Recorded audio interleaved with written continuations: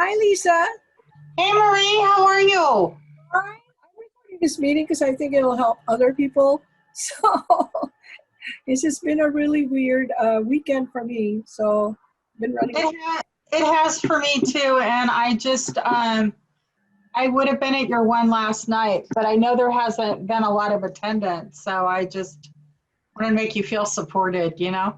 I appreciate it. how, how did your workshop go? Your lecture go?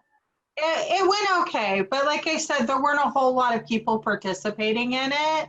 And I've done some other stuff where it's been Facebook Live and you don't really know who's watching. And Correct. you only have a couple people that are interactive. I mean, you're on Zoom right now, so Right. you know who's popping in, but you have no clue when you're on Facebook Live that Absolutely not. Absolutely not. you're talking to the air out there. So I just leave you alone in the water. I know, and Mary was chatting with me. And by the time I looked at her chat, I had ended my chat, my live Facebook live. But I haven't had time to promote because I've been so busy with this client of mine. Oh my gosh, I had two emergency clients, and then I had another client that I was working with on my real estate end. So it's been crazy. But I'm gonna go and do this class anyway, and record it. I'll edit it for later. So you and I will be on the class. Okay, let me go ahead and put a light on real quick. All righty then.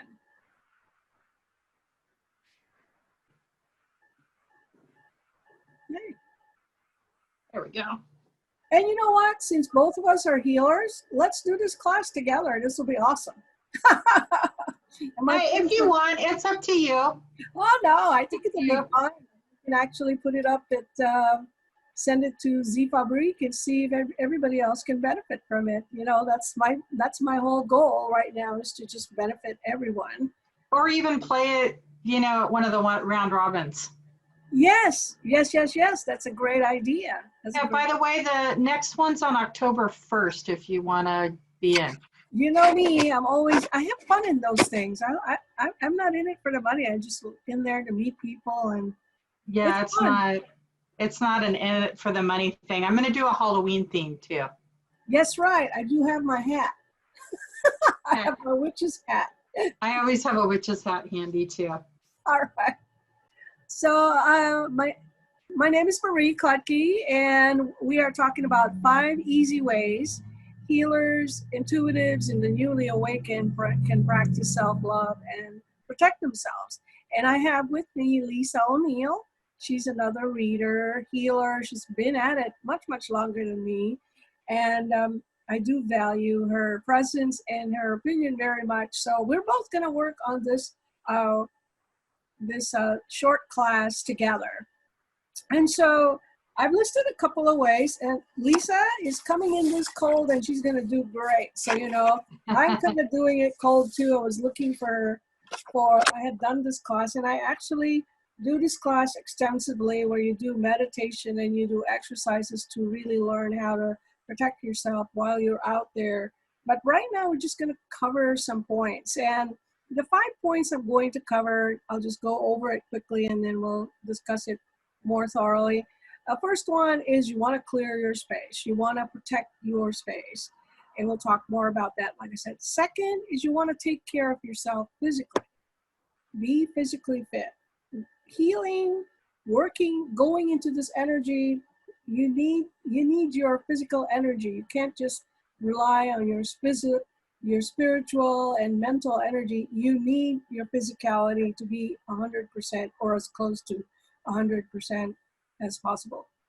Third is you need to meditate regularly. It has to be a regular habit. It has to be part of your habit. The fourth is you need to take time for yourself. And this is where a lot of healers, even self-aware, newly awakened, and intuitives, this is one of the things that they really ignore. They push themselves to the edge, and then they're very, very tired. They get very, very sick, and they look for other healers and wonder why they need so much healing. And it's because they haven't taken time for themselves to appreciate themselves, to be in gratitude for themselves. And number 5 is to go and see other healers. Have other healers work on you so you can lift yourself up and take yourself to another level. And then what it is, you just keep up leveling yourself and providing a better service. So those are the kind of the 5 points in a nutshell that we're going to go over. And we're not going to dwell into it so much because Lisa has her classes and so do I, where we really go into this in detail. So clearing your space. What do you think about that, Lisa? I think it's always a good thing. And I tell a lot of clients too, it's an amazing, even if you're overwhelmed and you pick the smallest, simplest thing to clear, like a drawer even or whatever, how it makes a huge difference. Notice that? Right, right, right. And whenever you go into healing, so Lisa and I used to go to, at Z Fabrique, we would have this healers, like 6, 7 healers at one time, more, in one room. And there's so much energy going in there. And you got to create a little bubble for yourself. Otherwise, everybody else's energy is entering into your zone.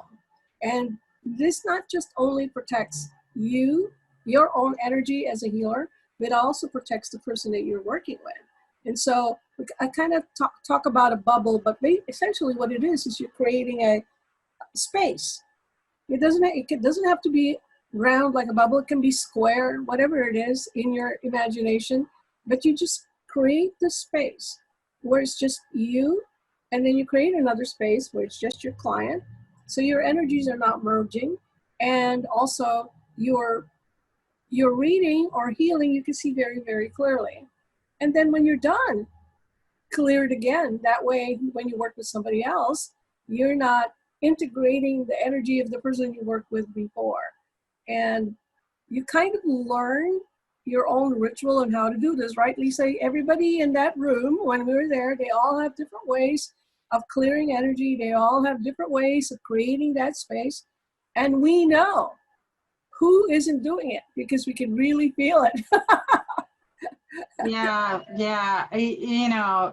and that's a good point that you have about realizing that you do have a container and you can call it in. It doesn't need to be the whole room wide. Right. Unless you're really working by yourself and you're doing, major healing, like I know Lisa does it and I do too, or we bring people in and we just do healing and you just have all this energy coming out from everywhere. And it's the same principle. The container's a little bigger, but you still have to clear all that energy. And you just don't clear it arbitrarily and throw it out into the wild, because energy is still energy. It still floats around. It doesn't disappear. So we take that very responsibly. Put it in another container and bury it in the ground somewhere. It has to go somewhere instead of going out there and affecting somebody else. So this clearing energy, clearing space is actually a class in itself. And learning how to do this physically is very, very important. And it's one of the classes that I do. I know that Lisa, when she's doing her tarot class, she kind of dwells into it as well, because we can never do anything. We can never teach anything without teaching clearing space first and protecting yourself first. Right, Lisa? Very, Yeah, very and important. how many people don't realize, grounding is the biggest deal. And Absolutely. being able to clear your space. I mean, it's a daily skill, and it doesn't matter whether you're doing readings or anything. It's just a daily skill to check in and do that. That's a good point too. You got to do it daily, especially when you're aware. You don't even have to be a healer or a reader or know that you're intuitively going out there. But if you are suddenly awakened, you feel awakened and you have all these skills, or you're seeing things that you normally don't see, and you know all of a sudden that you're very, very spiritually touched, then it's very, very important to make sure you are grounded, you are present, and you are also connected to the divine or the higher power, whatever you want to call it. So you are in your protective space at all times. So when we wake up in the morning, that's the first thing we do. And at night, we make sure we're connected. So while we're asleep, we don't have any weird stuff that comes in our sleep. So every day, good point, Lisa. Very good point. So let's take the second point, which is taking care of yourself physically. So as much as possible, eat right, get enough sleep, and most especially drink a lot of water. Water is the most important thing a healer or anyone that's in the spiritual world needs. They need to cleanse their system. Water with lemon helps. Water with certain teas helps. What else, Lisa? And if people are like, I'll be like, are you having enough water? Well, I drank iced tea, and I'm like, no, are you having water? Water. Water, water. It's the one. It's like the pure like water. Right. And if you can go alkaline water, even better. Even better. And when you start peeing a lot, you're cleansing your system a lot, especially when you're doing healings or you're being healed yourself. Drink a lot of water because you need to cleanse your system. You need to get rid of whatever it is that, because everything goes and flows into your body and goes into wherever waste goes. So it could be, because we store emotions all over our body, for instance. So our lymph nodes are carrying it, our kidneys are carrying it, our liver is carrying it. That's usually where we put all these emotions that are very traumatic or negative or strong that we tuck away because we really can't handle it regularly. And so whenever you go through healing or you're meditating or you're actually healing yourself, all of this stuff is going out of your body into those areas where it can get out. And without water, it has no way of getting out. It's still trapped in your body. And eating good, especially when you are really in a retreat. If you notice, when you go to retreats, it's usually a lot of vegetables. And there's a reason for that. That's because your alkaline level is much, much more alkaline than if you were eating meat. Meat makes your body very acidic. So you got to have a balance. And then water is also what cleanses and balances the body. The other thing is the use of incense. The use of aroma, actually incense, it calms the body. It allows the body to do things that it otherwise would not do. And there's so many different types of incense, especially if you go to see Fabrique, right? Each with a specific purpose, doing different things. Essential oils do the same thing, where they can cleanse a particular organ of the body. And it's all the sense of smell. It's aroma, because our nose is one of the most powerful senses that we have. So anything else to add about the physicality or taking care of the physical body, Lisa?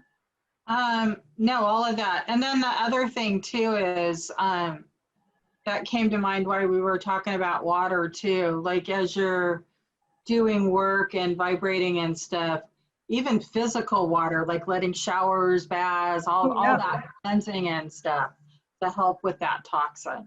Yeah, and if you have to take a longer shower, which I sometimes do, and I do some really heavy work, I'm just standing in the shower, allowing the water to cleanse the body and actually the water, use the energy of the water to cleanse the inside of your body. It's not just your skin, but it can also cleanse the total energetic body. And so you have to, if you feel you need to do that, pay for that extra water bill. It's worth it. Yeah, that was one of my lessons I learned as a beginning healer, actually. I didn't realize how important like drinking enough water and flushing it out. Yeah. Your healings. And, when I first started doing it, I'd be in class and I'd be wiped out the next day or that evening, and then, and it was funny. It was water that made the biggest difference out of all that. Right. Well, one of the essential oils that I've been taught by another healer is tea tree oil or melaleuca. And tea tree oil is the oil of energetic boundaries. So if you're very sensitive, take the Melaleuca and use that oil on the bottom of your feet, whole bottom of your feet, including the back of the ankle, because the back of the ankle is where a lot of emotions are. So your feet's like that. So the whole bottom, including the toes. And you just make sure you put one drop on each bottom of each foot, and you rub it in, and it does make a big difference in protecting your energy. The other place is whatever's left over in your hand, you put it in the back of your neck, because that's also a sensitive spot for people that are very sensitive. So that's another tip for the physicality. So let's talk about meditation. And there are very many people that do not like to meditate. And it is not, and then they say it's not easy. It is a practice. And practice makes you better at it. There is no perfect way to meditate. Although from time to time, you hit a home run and you go, wow, that was an amazing meditation session.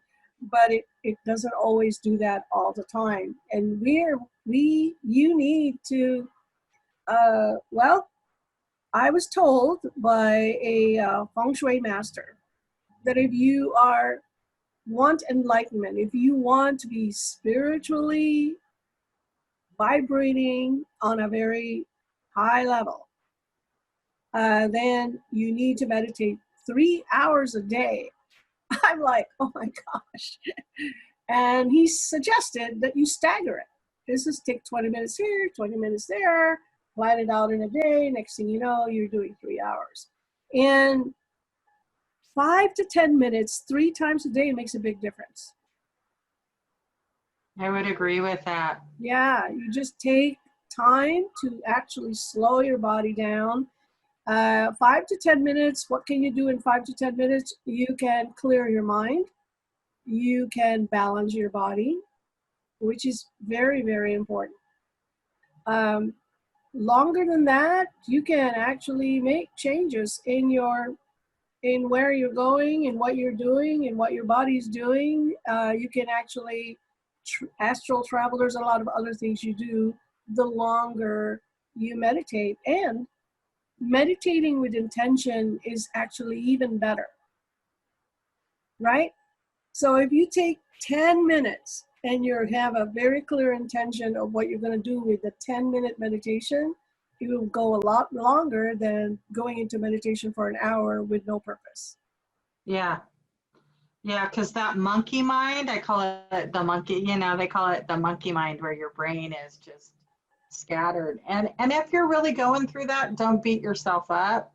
I really feel like, put your feet in the sand, put your hand on a tree. Consciously breathing is really easy to do. Yes. Rather than beating your mind up for not quieting. I'll take a lined notebook paper and just automatic write, and just let whatever's in my head out. So, I mean, there are so many ways to meditate. Absolutely. But it's really that honoring that I'm quiet. Even unplugging from technology a little bit helps. Absolutely. So she's right. There's so many ways to meditate. So some people have this meditation room that they create with an altar and everything, and they wonder why, they're getting bored. And you really need to move around because meditation is connecting. So if you go to the beach and you sit there for 10, 20 minutes, and your purpose is to connect with the ocean, you're going to see and hear things, or even with your eyes closed or your eyes open, you can meditate with both. You're going to experience things you never experienced before. Like you will actually hear the wind talking to you or caressing you, which you never felt before, because you're just passing through and you just didn't notice it. But when you meditate, you take the time the time to really experience the present. That's what that whole idea is. And so when you're in the park, in the middle of the trees, and you take the time to just be quiet, you're going to hear the leaves moving, the birds talking. You're going to hear things that you normally don't hear. When you open your eyes and you really start hearing nature speaking to you, when you open your eyes, it's like you're in a different world. The grass is greener. You can almost see every leaf in every tree. I don't know why that happens. hyper vision, I guess is what it's called. And then you know that your meditation really made a big difference in how you perceive things. So meditation is not going into bliss like a lot of people say.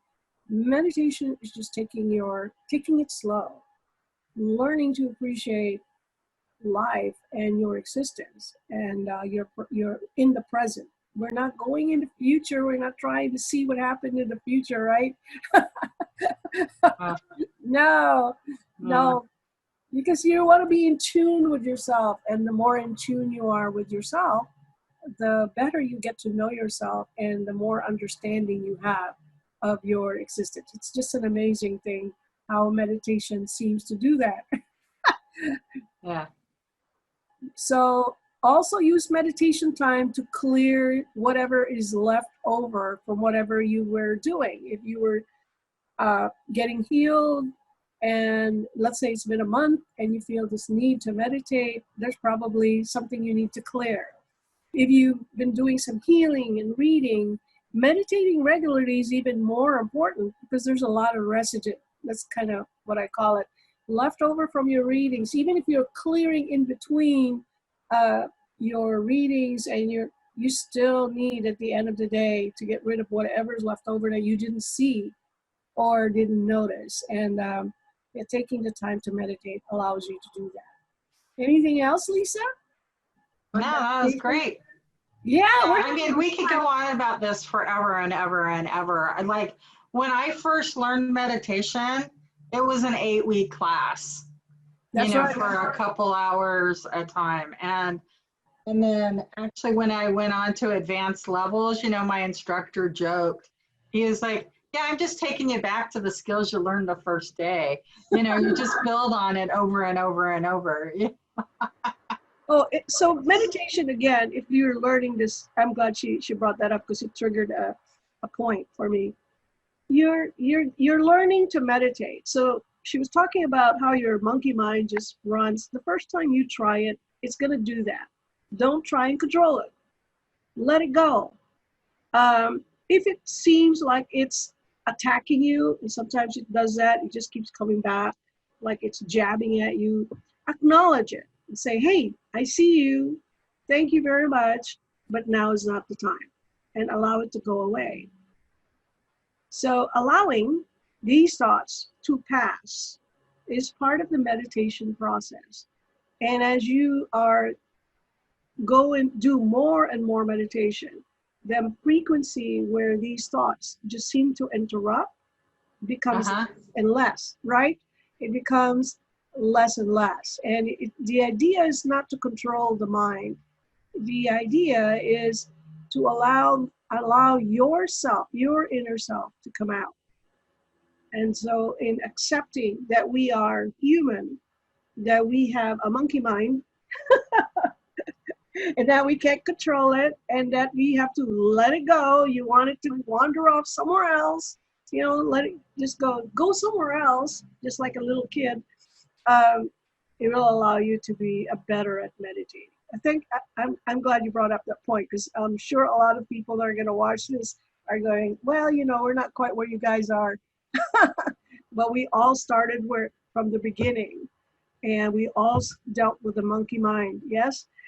And you just and there's so many things to learn about meditation. There are a lot of books, there's a lot of YouTube videos, there's multiple types of meditation, so much to learn. And maybe one day Lisa and I will do a class of meditation for 6 weeks. But really, really the biggest thing though that everybody needs to know is really like that point you brought up about staying in the now. That's really the goal. Yeah. Is to be in the now. So that's why touching a tree, unplugging from technology, and animals are the best. I mean, Yep. try and pet a cat or a dog and think about anything. It just doesn't happen. Mm-mm. Other than about how cute they are and how lovable they are. And so, you know, you just can't, it's really hard. Animals live solely in the now. So, I mean, if you're able to do that, you're already way ahead in your meditation practice. That's a good point too.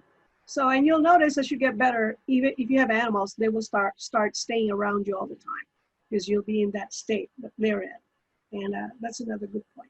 Okay, so point number 4 is taking time for yourself. So take time for yourself to really do the things you really love to do other than doing this meditation, doing healings. This means learning more. This means taking classes to learn more about what it is you do. Most healers now, if you're a healer, are multimodality. And they're learning other modalities because they're finding that they are in a better position to help others if they learn more than one way of helping their clients. So learn how to read a tarot. Lisa teaches tarot reading because using your skills in different ways allows you to actually read better, read chakras and auras better when you read a tarot. It's really amazing how that works. I have no idea how that works. Same thing with healing. When you're healing, you're reading the body anyway. You're reading the chakra, you're reading the aura, you're communicating with the guides, they're telling you what's wrong. You're communicating with the different bodies of a person. You have an emotional body, soul, all of these psychic bodies. We have all these different bodies, and you're communicating with that as a healer. And even when you're healing yourself, you're communicating with that. How do we learn all of that? By taking time to actually learn how to do all of that. And so we just don't become what we are. We just don't get our gifts and that's it. No, we take the time, we read the books, we go to workshops, we talk to other healers and learn from them. And then over and above that, we do the things we really enjoy. Many healers and readers are artists, and they take time out to do their art. They do sculpture, paint. Some of them are musically inclined, and they take time to sing because those things that you enjoy take you to a different level. It makes life more enjoyable, and when you're happy, you vibrate at a different level, right? So you wanna have a higher vibration. You don't wanna. It's part of being in the now. Being happy is part of being in the now. So go ahead. Yeah, and if any of this sounds kind of foreign, you want to look at, I always tell people to look at it from a kindergartner's mind. Like a kindergartner is like, I want to do it, I want to do it, I can do it, I can do it, I can do it, and get out there, Go dance in the waves in the water, or go, I like to stand up paddleboard. It's just, you do whatever it takes for exciting. But the challenge is, and especially for healers, is giving yourself permission to take the time. It's like, yeah, I planned 2 hours on Sunday morning because I want to go paddleboard. And it's amazing how many people are resistant towards that. So it's, having those boundaries for yourself to do fun things is actually a huge nurturing practice for healers. And it takes a surprisingly hard work to do that. Yes, Marie? Yes, absolutely. And she brought up a very good point. That word, I love that word, nurturing. Just because we are given the gifts to nurture others doesn't mean we don't deserve to nurture ourselves. And I've spoken to many healers that don't feel they deserve that. They feel they were given these gifts to help others, period. No, you were given the gift to also heal yourself, to also nurture yourself, right? And you do deserve it. You deserve it if you're helping others. You deserve more. To whom much is given, much is expected, but more is given. the more you give, the more you deserve, and the more you get back, you know.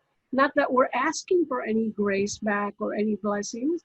It's just the way things work, you know. You give 1%, you get back 10% or 100%. Well, and also I talk to people like that skill, you put the oxygen mask on yourself and then you can put it on everybody else. Exactly.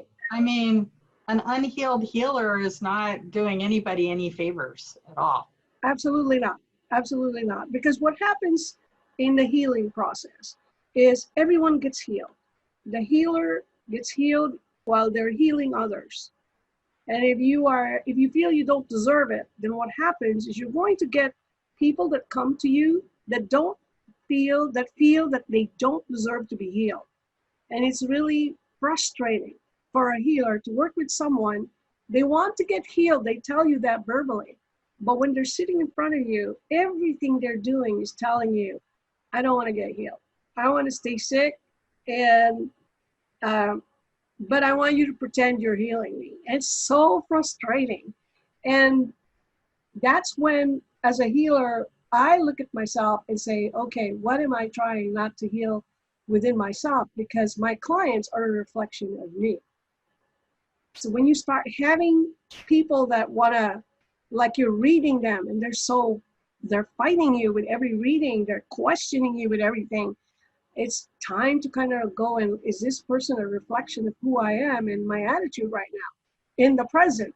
And sometimes it is, sometimes it isn't, but it's always good to be aware that we as healers, we need to understand that we deserve the time to heal ourselves, to enjoy ourselves. We deserve this. We deserve to be happy also and be relieved of pain also. Yeah. So really take time out to do something you really enjoy. And if you don't know what it is, find out.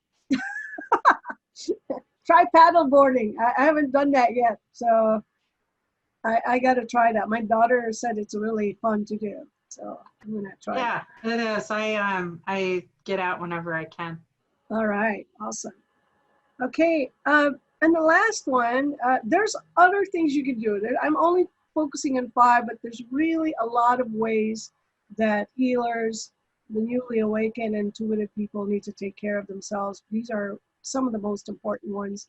And the last one is, please go and see other healers. You cannot just rely on your own self to be healed. Like you say, oh, I heal myself on a regular basis. The reason why is because when you're healing yourself, you're only seeing yourself. You're seeing it with your eyes. But someone else from the outside can see something you don't see. It could be a darkness that's hiding from you. It could be something you picked up from one of your clients or from your past life or from even someone that knows you that maybe unconsciously hexed you. You don't know. And those are things you cannot see if you are working on yourself. So you always want to be 100% and see other healers. There are a few healers, in fact, 2 that I know that never went to see other healers. They refused. One of them, her practice, which I do not recommend, is to take in all the illness and all the healings and feel like she had to carry it. And she ballooned to 300 pounds until she couldn't carry it anymore because she felt she didn't need to see anybody to release it. It was her burden to carry. And we're not meant to do that. We are physically, mentally, spiritually not meant to do that. That's not how we were created. But she felt that that's what she had to do. And of course, she died from carrying all of that. And so that was a big lesson for me. She went 300 pounds over until she couldn't move. And she was very unhappy and very miserable, very sad. And then she kept changing. You could literally see her change because all of it was so heavy, and her, phys- she just kept morphing into something. It's crazy. So see other healers, allow other healers to work on you so you can do your work better. What about you, Lisa? What do you think about this seeing You other? know, there's two things. First of all, I got a great quote the other day because I think a lot of times, ego is like, well, nobody can help me. And I got a great acronym for that. Ego is editing God out. Oh, that's a good Because one. you have to remember that you always have helpers and guides that are going to get you to where to go. The other thing that came to mind, that healer friend that you have of hers, she wasn't remembering any of your principles to get to that point, Correct. besides asking for help. And then the funny thing that's a synchronicity thing, especially during quarantine, I haven't necessarily, I don't know about you, but I've struggled a little bit. I've had my up and down days, and I'll play with oracle cards a little bit. And, I happen to have some stuff in front of me because I've been doing readings. And I was like, so give me a little card for a point that we would need to know for the readings. And I swear this wasn't pre-planned. It says, ask for help. Oh, wow. And she's all surrounded in water. It's all about emotion.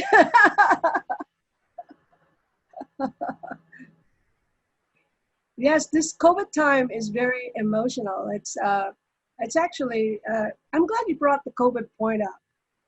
There's Lisa and myself, and we probably have the same and probably at the same time different views of COVID. COVID is meant to happen, definitely.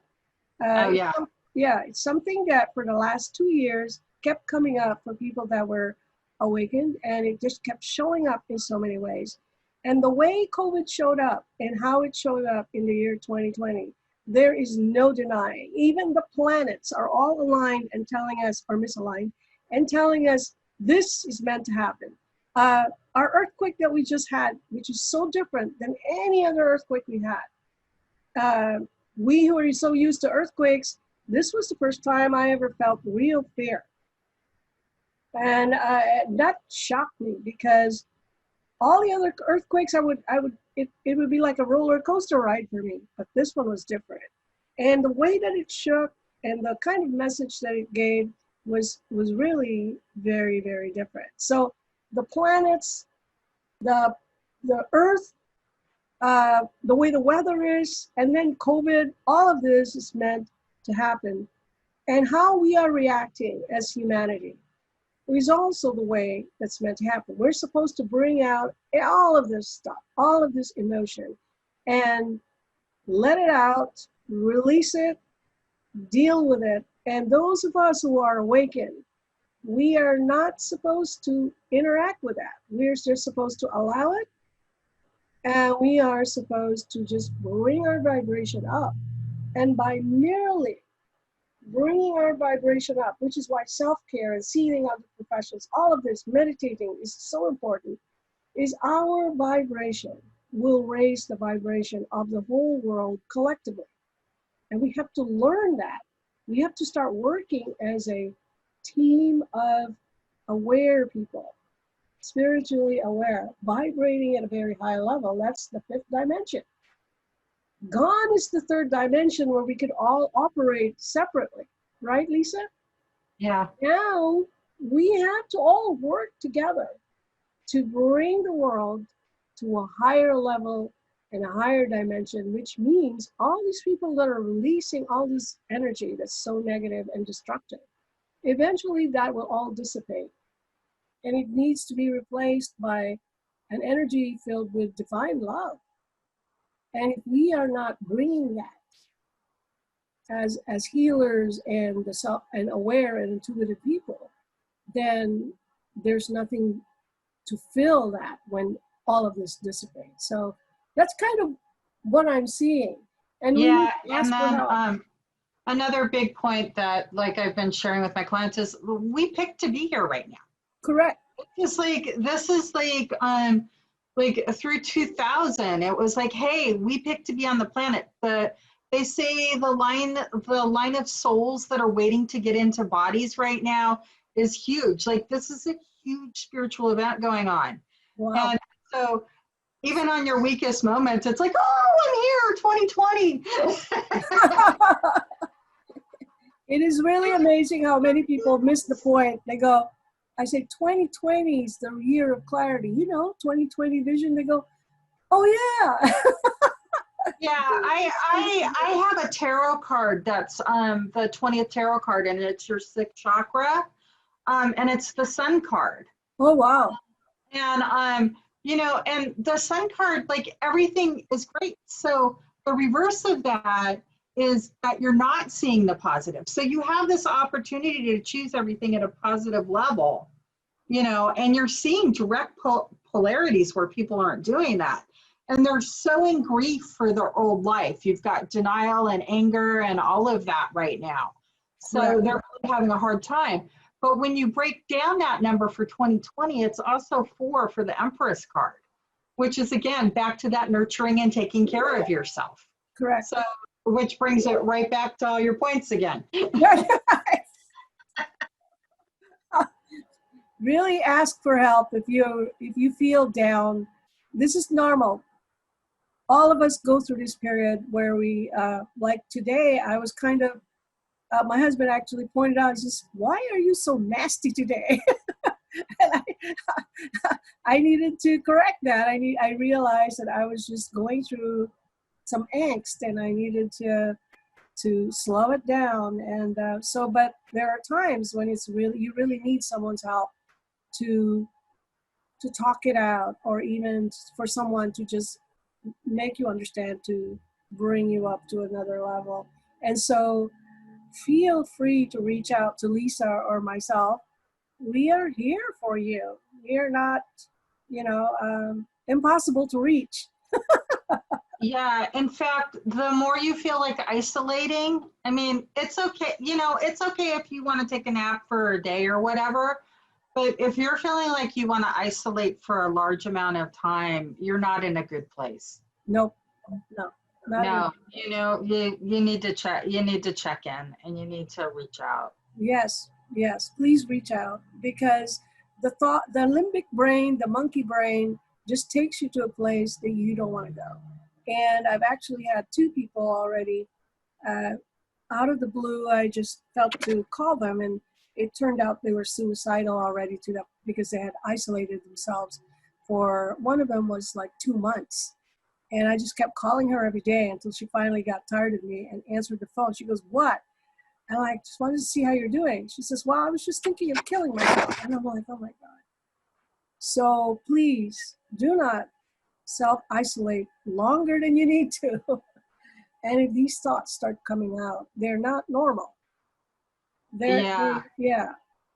I've had a personal, I got a hold of a quarantine checklist last March.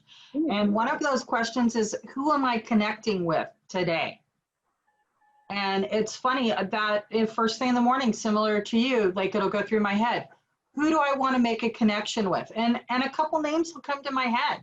It might be my mom, it might be my sister, it might be a friend, it might be a client. But but it's important to do that. Absolutely. So I hope these 5 points were really helpful for you. Lisa, do you have anything to add over and above what we discussed? Because I know.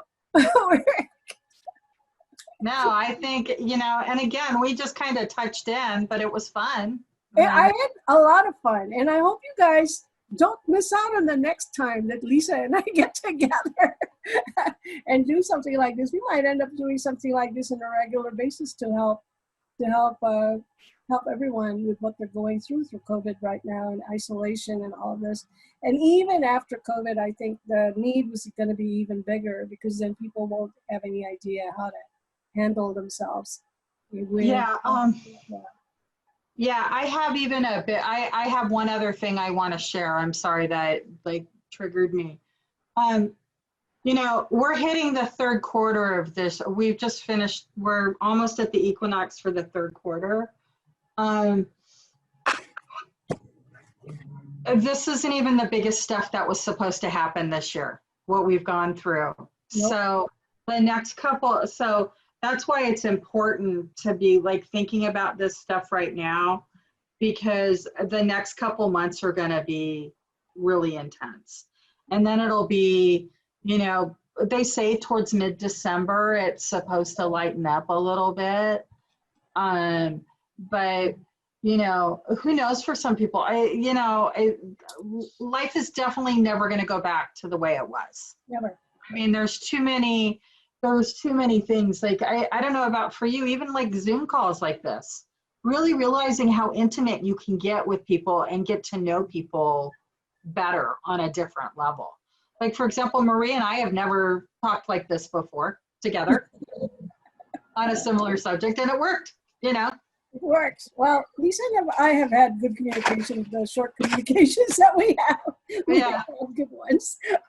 So I have no qualms, and she's such a wonderful person. She's just really amazing. And Me too. especially when you see her working the Z Fabrique coming up on Thursday event, you're going to see how amazing she is. So, you know what? Lisa brings up a really, really good point. We are everything, all the paradigms, all the models that we know are not in existence anymore. Everything is changing. And this is what was happening. 2020 was the year that we were going to see things the way they are. We were going to see things that are hidden. And it was also heralding the biggest change. Everything, every model, every paradigm, every way that we do things in the world was going to change. The amazing thing was when we were told this years ago and we were made aware of this, we had no idea how it was going to happen. We just could not figure out how the divine was going to do it and change it in the scale of worldwide. That was just, you know, we could understand one country, but all the countries in the world, it was just impossible to even fathom how that would happen. And it happened. And so we know that Lisa's correct. Things are not going to go back to the way they are or were. In fact, things are totally going to change. Everything that you know to be is not going to be the way it was. It's going to be slightly different or completely different. The basic things are still going to be there, which is why we're talking about the 5 ways. But the need to communicate, the need to hear voice is very, very important. And we're so reliant on digital right now that we need to understand that we need to communicate with ourselves and with others and use our voice. And the other thing is, with change, there's a thing called creative destruction. This exists, this is a law of the universe. In order to create, things have to be destroyed. And so everything that we know is being destroyed, is being uncreated, if you want to call it that, so that new definitions, new things can replace it and be created. And those are supposed to be better for us. It's supposed to be at a higher dimension and allow us to function better. It's even happening to us physically. You may not know it, but the divine has uplifted us physically and allowed us to be more closer to perfection in terms of our bodies. And you may feel pain, but actually that pain allows your body to become, to vibrate at a higher level, which is needs to in order to be part of the 5th dimension. So change for us is very difficult. And we've already gone through it slowly the whole year. I thought it was going to happen faster, but I guess the divine in all his wisdom, his or her wisdom, saw that it might be too fast for us and maybe give us an idea of what to face. It's interesting that it's all supposed to happen this year, and Lisa's right. We're in the 3rd quarter, going into the 4th quarter. Is it all going to get scrunched into one quarter? We don't know. Or is God going to say, you know what, I'll give it a little more time into next year? We don't know that.